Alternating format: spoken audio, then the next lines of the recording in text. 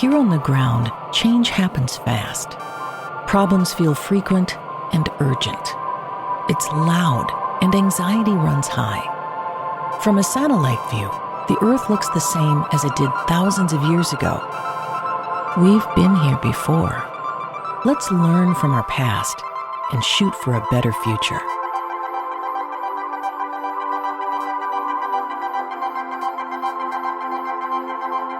Hello and welcome to this episode of A Satellite View. I'm Todd Mikkelson, your host, speaking at you from Sunday, July 7th, 2024, in the space and time continuum.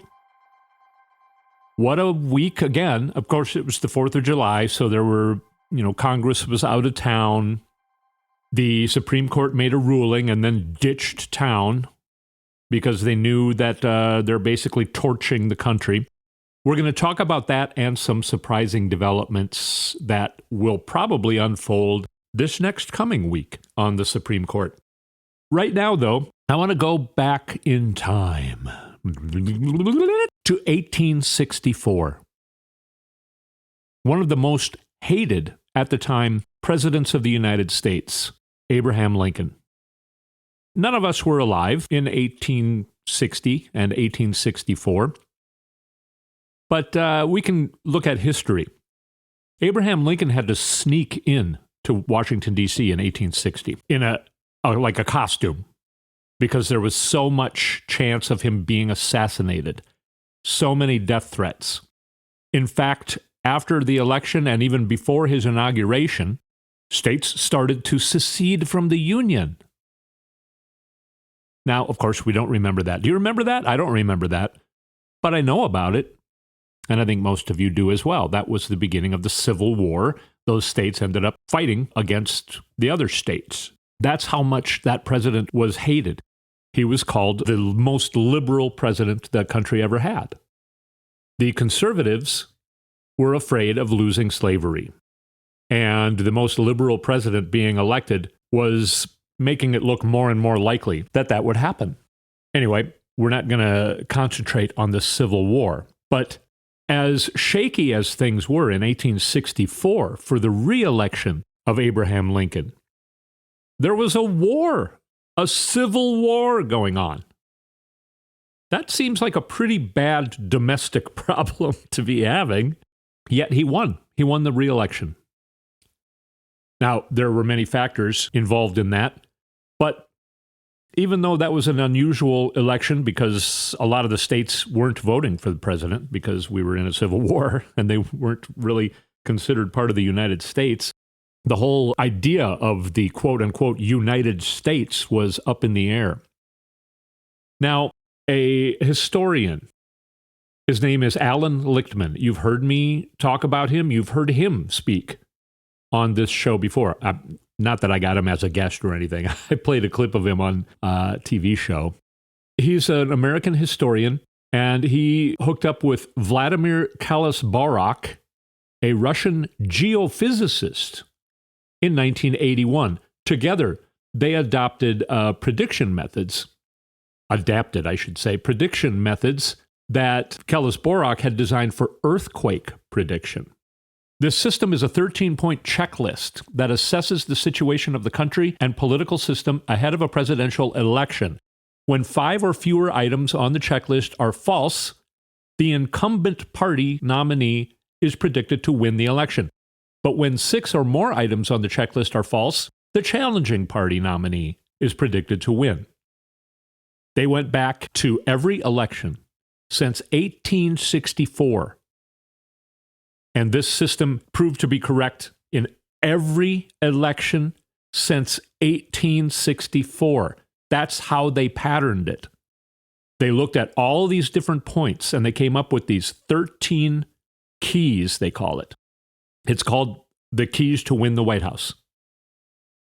They came up with it because it as a system falls true in every election since 1864. They adopted it in 1981. Now, it was going to be put to the test in future elections. There have been 10 elections since 1981. 1984, 88, 92, 96, 2000, 2004, 2006, 2012, 2016, and 2020.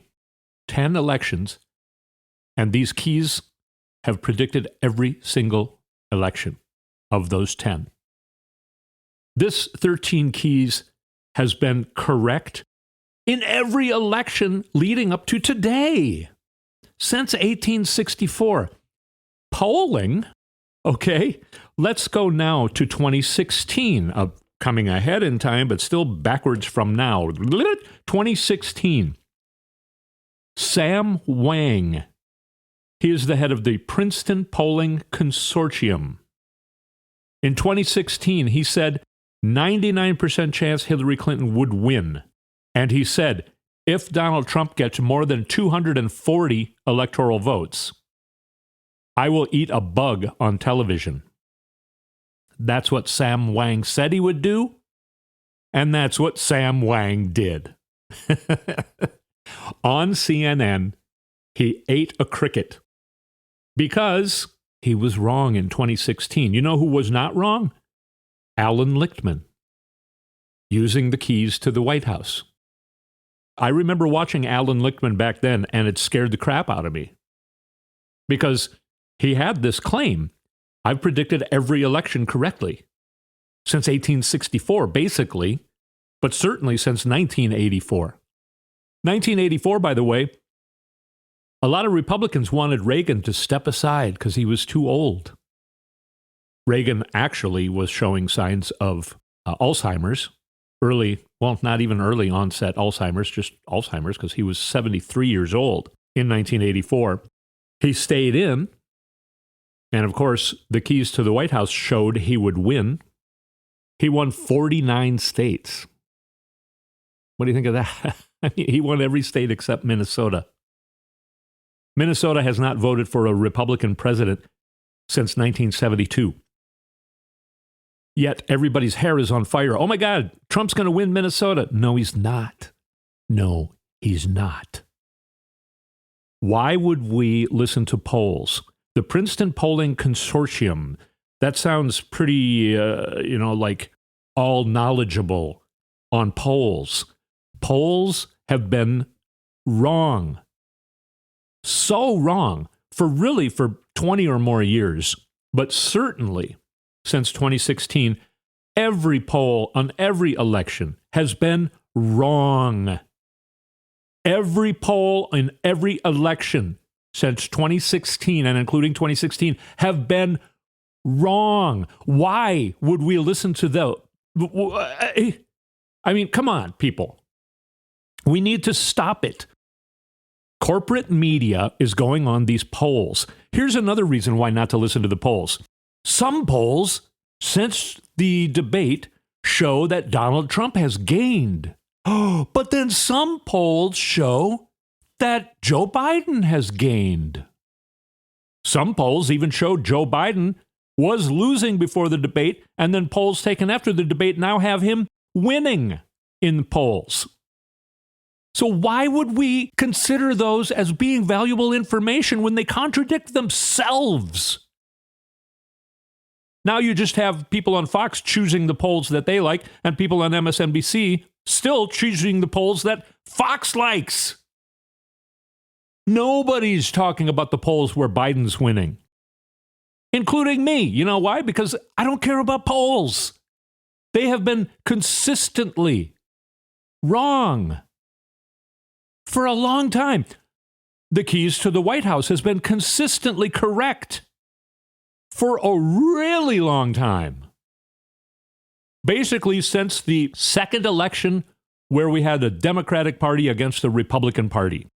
The first time the Democrats were against the Republicans was in 1860. Then in 1864, although the Republicans tried to kind of change their name a little bit, it was still the Republicans against the Democrats. Every election since 1864, the keys to the White House has predicted accurately. So why would we not listen to that? Alan Lichtman is saying Democrats would be absolutely nuts to make Biden step aside right now. Biden is the best chance for us to win. Because right now, in the keys to the White House, he would have to lose 6 of the items. Let's go through the items a little bit. A party mandate. Of course, he has that. It turns true if the incumbent party has achieved a net gain of seats in the U.S. House of Representatives after the term's midterm elections compared to the previous. For example, in 1982, House elections in the middle of Ronald Reagan's first term, the Republicans lost 27 seats. But in the term before that, in 1980, they gained 35. So this left them with a net gain of 8 seats, turning the party mandate key number 1 key true. Okay, so you see, this is a well thought out system. I will repeat, that has been correct every time since 1864. Key number 2, no primary contest. I think it could be argued that there was no primary contest against Joe Biden. There was actually against Donald Trump. Why should Trump stay in? Why is nobody asking Trump to drop out? He's losing horribly in these keys. He does not have key number 1 or key number 2. He does not have key number 3, which is incumbent seeking re-election. Keys 5 and 6, strong long-term and short-term economy. Okay, Joe Biden has that key. The economy is the best in the world. It is one of the best situations that we've ever been in the history of this country. Yes, things are still too expensive in some regards, and some people are still hurting, and they will always be hurting as long as we have this way too under-regulated form of our economy in the United States. Major policy change. Okay, Abraham Lincoln abolished slavery. All right, that was a major policy change. Franklin Roosevelt enacted the New Deal. Barack Obama enacted the Affordable Care Act. They all won re-election. There are a lot of things that Joe Biden has done, including that have improved our economy. The CHIPS Act has brought more jobs. The Infrastructure Act has brought more jobs. The climate change that is included in those. It could be argued that there is major policy change. I say he's got key number 7. No social unrest. You know, that's up in the air. No scandal. Okay, there's no scandal going on in the Biden administration as much as the right wing wants to try and convince us that there is. There just simply is not. And they look like idiots for trying to say so. Foreign military failure and success. That's a hard one to argue. It's more complicated than just winning or losing a war. The Cuban Missile Crisis was a problem for Kennedy. The Korean War was not good for Eisenhower. The Vietnam War was not good. So those are more decisive kind of things. The attack on Pearl Harbor, the Bay of Pigs invasion. Iran hostage crisis made Jimmy Carter lose key number 10 and 11. And it wasn't even really his fault. There was a sandstorm when he tried to do a rescue of the hostages in Iran. And one of the helicopters crashed. So he lost that key. So that's what I'm talking about. You have this many keys. So Biden has the most keys. If Kamala Harris takes over, she loses 2 of the keys. She's not an incumbent seeking re-election. Now, what Alan Lichtman says his plan B is, if everyone insists on Biden stepping aside, he said the best thing would be for Biden to then actually resign so that Kamala Harris can become president before the election, in which case she is an incumbent seeking re-election. Now, of course, she's only going to be an incumbent for a couple months. So still, Joe Biden is by far the best chance of winning against Trump. I am not going back on my prediction. As you can tell, I base my predictions on things like this, not polls that have been consistently wrong for years and years. And also, not only were the polls wrong in all these sneaky elections where the right wing was trying to get rid of all abortion rights in some states, but that made the Democrats wake up and vote and overperform in mind-blowing amounts. I argued last week. I think that this debate has everyone in a panic. I think it's making more Democrats say, okay, now I'm definitely voting for Biden because Trump, we cannot have Trump. And another thing I want to mention in the next segment is Project 2025, the news coming out about that. Debates don't change people's minds. That's another thing that we can actually look at in real results. Not corporate media trying to have everyone in a panic constantly results. Not corporate media only reporting on Joe Biden having a tough night that night and not saying a word about Trump having a very tough night that night. He looked like an idiot and a liar. Listen to last week's episode. I go through a lot more detail. Some panels that were questioned immediately after the debate. And it does not say the same thing that corporate media is saying. Does not say the same thing that even this morning they're talking about Biden needing to step aside.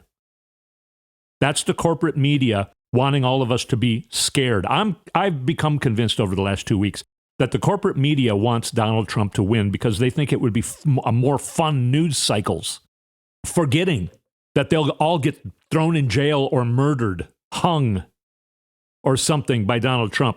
If you become more and more familiar with Project 2025, you'll see what I'm talking about. It's a Nazi regime is what Trump wants. Not just Trump, but other people who are smarter than him and more able to do that and be successful at it. So that debate and this talk really has gained, it's made people see. And again, I urge you to listen to last week's because I go into a lot of detail about what I'm talking about at this moment. Kind of makes people go, wow, hey, Joe needs our help, man. It's not just Joe, it's all of us. We got to do it. All of us got to do this together. And if we vote, it's simple. If we vote, we win, period. If we vote, we win. Also, I mentioned when the right wing was trying to slip in those sneaky votes to try and get rid of all abortion rights, taking away an immense part of women's health care rights. Because if abortion goes away, then clinics go away. You've heard me say a million times in Utah, women have to be airlifted out of the state because the emergency rooms won't treat any injury they have, like from a car accident, if they're pregnant. Break your ankle in Utah, if you're pregnant, you have to get airlifted out of the state because nobody will fix your ankle. Remember that? Remember that? Remember how all these votes turned out and how Democrats overperformed in mind-blowing amounts? Do you think that issue is going away? No, it's not going away. Democrats are fired up more than ever. Young people are fired up more than ever. We've been clearly seeing that. Why do we not look at that information? Why do we look at these stupid polls that are consistently wrong? They are consistently wrong. When you hear talk about the polls, you may as well turn your radio off or your TV off because it's useless talk. Joe Biden wins according to the keys to the White House, which has predicted every election correct since 1864. Why would we not go with that information? That's the information I go with, and I still stand to my prediction. Joe Biden will win against Donald Trump, this time by 10 million votes in the popular vote. He will win states that people are not expecting him to win. All right, let's take a short break. I'm Todd Mikkelson for a satellite view, and we will be right back.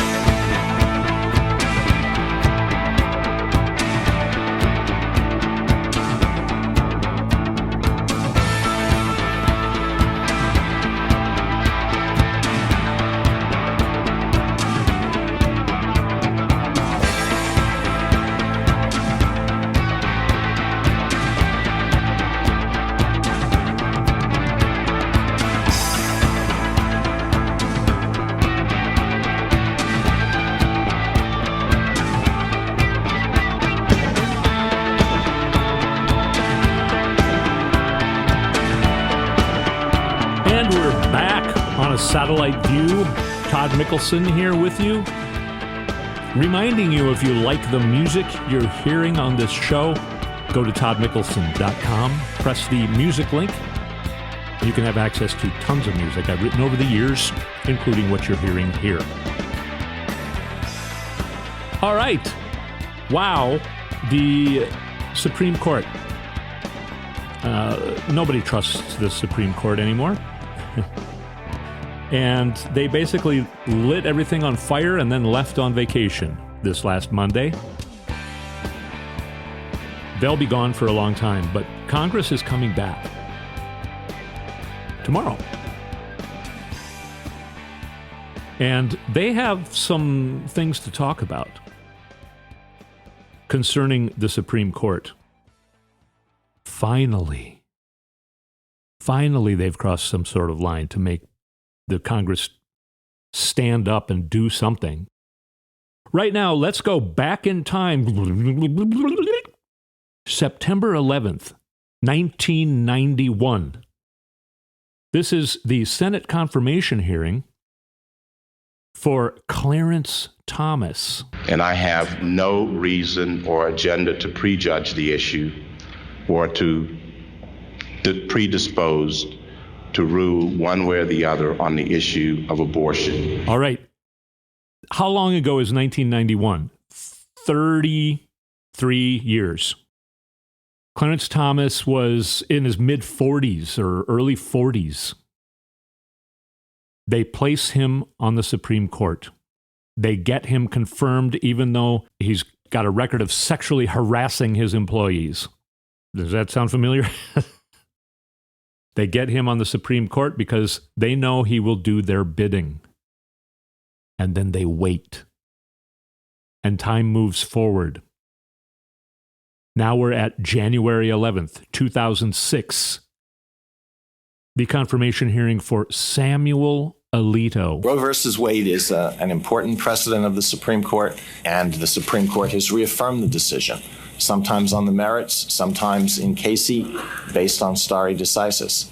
And I think that when a decision is challenged and it is reaffirmed, that strengthens its value. Okay, that's George W. Bush appoints him after getting rid of his first choice, who was a friend of his that he really wanted, and everyone talked him into, no, make her go away. We need this guy, Samuel Alito, because he will do our bidding. And then they wait. Now let's go forward in time to where a Republican Supreme Court justice dies while a Democratic president is in the White House. But a Republican is leading the Senate. Senate confirmation hearings is how Supreme Court justices get into the Supreme Court. They're appointed by the president, and then the Senate has to have hearings to confirm them. And Mitch McConnell, who was the head of the Senate when Barack Obama was president, the early part of 2016, I believe, is when the justice died. So Barack Obama appoints a nominee. And Mitch McConnell makes up a BS rule that does not exist, saying it's too close to the election, even though it's months and months away. So he's not going to hold confirmation hearings. All right, so you know when the new president is inaugurated? January 20th. 2017, that was Donald Trump. Only 2 months later, March 21st, 2017, we go to the Senate confirmation hearing for Neil Gorsuch. He got appointed by Trump because immediately after Trump got in the White House, then Mitch McConnell said, now we can do it. Now we can do it. That would be just fine to have a confirmation hearing. Choose whoever you want to, Mr. President. So here's Neil Gorsuch. It is a precedent of the United States Supreme Court. It was reaffirmed in Casey in 1992 and in several other cases. So a good judge will consider it as precedent of the United States Supreme Court, worthy as treatment of precedent like any other. All right. Do you hear a pattern going on, what these people are saying? Going back to 1991 and then 2006 and then 2017? They're all asked, Will you vote to ban abortion? Will you overturn Roe v. Wade? And they're all lying, AKA committing perjury. This is a Senate hearing. If you lie, you're committing perjury. Now, there's a problem because one of the chief justices won't quit, Kennedy, whose son made sure that approval of loans has gone to Donald Trump in corrupt ways through a corrupt bank. And there's video of Donald Trump talking to Kennedy, walking down a hallway in the White House, saying something to Kennedy that looks like it startles Kennedy. And then Donald Trump grabs his elbow and pulls him into a room. And shortly after that, Kennedy resigns as a justice on the Supreme Court. These big money guys, right-wing big money guys, have given Trump a list of people that they would approve. Not that the president would approve, but that they would approve. The next one on that list, his name is Brett Kavanaugh. Here is his confirmation hearing on September 5th, 2018. This is important precedent of the Supreme Court that's been reaffirmed many times, but then and this is the point I want to make that I think is important, Planned Parenthood versus Casey reaffirmed Roe and did so by considering the stare decisis factors. So Casey now becomes a precedent on precedent. All right, that means precedent on precedent is like even more of a chance that I will not vote to overturn Roe v. Wade. And that's Brett Kavanaugh saying that in 2018, when in 2022, he did the opposite. So that was Brett Kavanaugh committing perjury. Now, a Chief Justice dies just a month before the election of 2020. Does Mitch McConnell say it's too close to the election to confirm a Chief Justice? No. Oh, well, this time we need to run the confirmation of the president's choice. That's what's in the Constitution. Okay, all right. Thanks, Mitch. You f***ing liar. He wasn't committing perjury, though, because he wasn't in a confirmation hearing the way that Donald Trump's new pick, Amy Coney Barrett, was on October 13th, 2020. People use super precedent differently. Okay. The way that it's used in the scholarship and the way that I was using it in the article that you're reading from was to define cases that are so well settled that no political actors and no people seriously push for their overruling. And I'm answering a lot of questions about Roe, which I think indicates that Roe doesn't fall in that category. And scholars across the spectrum say that doesn't mean that Roe should be overruled. But descriptively, it does mean that it's not a case that everyone has accepted and doesn't call for its overrule. A little bit more squishy there on her answer, but still basically perjury. These are 5 people that have been placed onto the Supreme Court because they would do the bidding of the rich right-wing guys who now are buying stuff, especially for Alito and Thomas. Thomas basically sold out America for a new RV. These people committed perjury in their hearings. And here's what Alexandria Ocasio-Cortez, AOC, said before she left town, when everybody left town this last week. She writes, "The Supreme Court has become consumed by a corruption crisis beyond its control."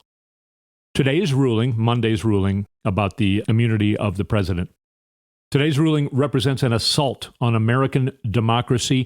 It is up to Congress to defend our nation from this authoritarian capture. I intend on filing articles of impeachment upon our return. She's not the only one in Congress speaking out against the Supreme Court, finally. In a statement, House Minority Leader Hakeem Jeffries vowed that House Democrats will engage in aggressive oversight and legislative activity with respect to the Supreme Court to ensure that the extreme far-right justices in the majority are brought into compliance with the Constitution. He goes on to say, today's Supreme Court decision to grant legal immunity to a former president for crimes committed using his official power sets a dangerous precedent for the future of our nation. Chuck Schumer says this is a sad day for America and a sad day for our democracy.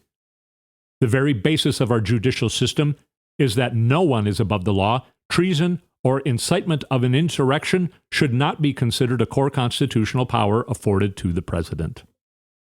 Duh. But the right wing says different.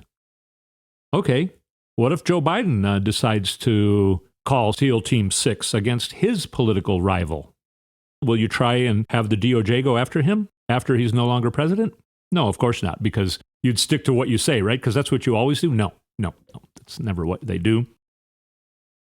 AOC saying articles of impeachment. I'm saying I hope they go to perjury for what I just played you. All 5 of these nominees, 4 of them very strongly, and then Amy Coney Barrett as well. It's not even an argument as to whether they committed perjury. There's proof. These recordings, and then their vote in 2022.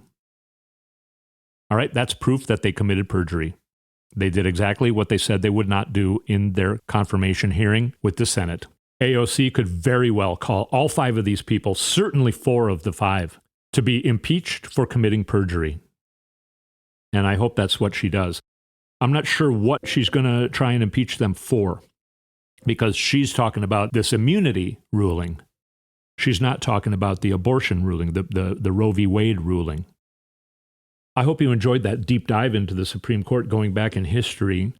Even though I knew all that had happened, it's still astounding to just listen to it back to back, to listen to all of their lies back to back. Donald Trump came out and he said that Project 2025, no, I've never heard of it. I have no idea who's involved with that. I don't know anything about it. But there's, of course, video of him shaking hands with this guy, Kevin Roberts, who's the president of the Heritage Foundation, and he's one of the main authors of Project 2025. Here's what he said on TV. Let me speak about the radical left. You and I have both been parts of faculties and faculty senates and understand that the left has taken over our institutions. The reason that they are apoplectic right now, the reason that so many anchors on MSNBC, for example, are losing their minds daily is because our side is winning. And so I come full circle in this response and just want to encourage you with some substance that we are in the process of the Second American Revolution, which will remain bloodless if the left allows it to be. Okay. What do you think of that? We are in the midst of a Second American Revolution, which will remain bloodless if the left allows it to be bloodless. Tons of lying, a whole lot of lying going on in the barn. Whose barn? My barn. Anyway, yes, that guy, that monster, that Nazi, Trump knows him well. He is a far-right Nazi, is the best way to describe him. Before he was part of the Heritage Foundation, he was also part of the Texas Public Policy Foundation, which did things like, we need to explain the forgotten moral case for fossil fuels by rejecting the scientific consensus on climate change. All right? That's nuts.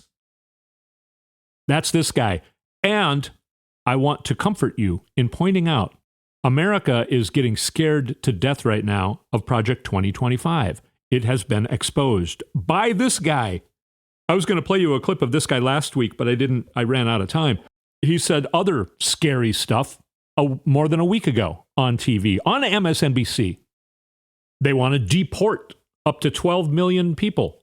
That would absolutely decimate the economy at the very least. They want to build concentration camps. Yes, you heard that correctly. They want to take away the licenses of broadcasting companies like MSNBC. They want to take away their license to be on the air. They want to be able to prosecute. Donald Trump keeps saying, "Can we send them to Gitmo? Why can't we shoot these people? Why can't we shoot these people?" And he would be the leader of their whole. All right. Trump is bad enough. Project 2025 would turn this into 1930s Nazi Germany. No, that's not an exaggeration. This Texas Public Policy Foundation has been getting tons and tons of money by Koch Industries. I'm not going to explain who they are if you haven't heard of them. But a lot of oil companies, of course. They have tons and tons of money. Revenues of $17.7 million in a year. That was in 2019. And so much of their BS is, this right-wing Christian nationalist crap. It's very much like the Nazis, if not exactly like the Nazis. That's what we need. If you don't want to vote for Biden, then vote against this, which means you got to vote for Biden or whoever is in there with the D behind their name. I'm not sure if that's going to end up being Kamala Harris or not. I love Kamala Harris. She spoke yesterday or the day before, and it was so eloquent. She's great. I would love for her to be our president. She was the candidate out of all of the people in 2020. She was the one that I was rooting for. And I was very glad that Biden chose her to be the vice president. I would be elated if she was the nominee in November. So Biden, Kamala Harris, my dog Tucker, a cat I saw walking down the street the other day in town, I would vote for any of them because we need to vote against Project 2025 and these Nazis like Kevin Roberts. And I don't think there's much chance Kevin Roberts is going to find out about this particular podcast and hear me say that, but I sure hope he does. Kevin Roberts, you're a Nazi. And America is going to reject you and your Nazi ways in a big way this November. We're keeping everybody together here. We're looking at real information. We're not looking at polls. There's really no reason to keep watching CNN or NBC or CBS or there's really no reason because they're going off of BS. They're going off of information that is not true. And they're ignoring information that is true about Donald Trump. Why are none of them talking about his cognitive issues? Why are none of them talking about his lies? Why has the Republican Party not asked him to step aside? Why has nobody asked him to step aside? So on this show, we go with real information. If you want to find out what's really going on, listen to this show. Get your friends to listen to this show. We're going with stuff like the 13 keys to the White House that has been correct every election since 1864. That's what we base things on here. The head of the Princeton Polling Consortium had to eat a bug on TV because he was so wrong. Because they're always wrong. The polls are always wrong now. Maybe we could rely on them in the 1970s or 80s, but they have been wrong for a long time. They don't include Gen Z. And that's why, wow, Gen Z showed up and voted. Who would have thought? Well, those of us who listen to this show, we know that because we look back to the last how many elections that have happened since 2016, especially with these special elections. And Gen Z turns out, wow, in record numbers. Young people have never turned out this much before. Oh, except they did last month. Oh, and the month before that. Okay, let's look at what's happening. Let's look at what's really going on. And that's what we can take solace in. And then we keep working, moving forward. Find out who your local candidates are. Give them $5. Give them $500. Go door knocking with them. Buy a pin and wear it to the grocery store. And if you can't or don't want to do any of those things, just vote. That's all you have to do. And Project 2025 will be gone. They'll just have to stop doing it. It will not come to fruition in this country. We will remain the American democracy instead of Nazi Germany. All right, so thanks again so much for listening. We've gone over time again, but please listen to last week's episode where I go into more detail about some of this stuff. There's so much detail that we do need to comb through because they're just putting out so much BS on corporate media right now. that we've got to really start talking about the real information going on. So thank you so much for taking the time to go through it with me here on A Satellite View. I will speak at you next week.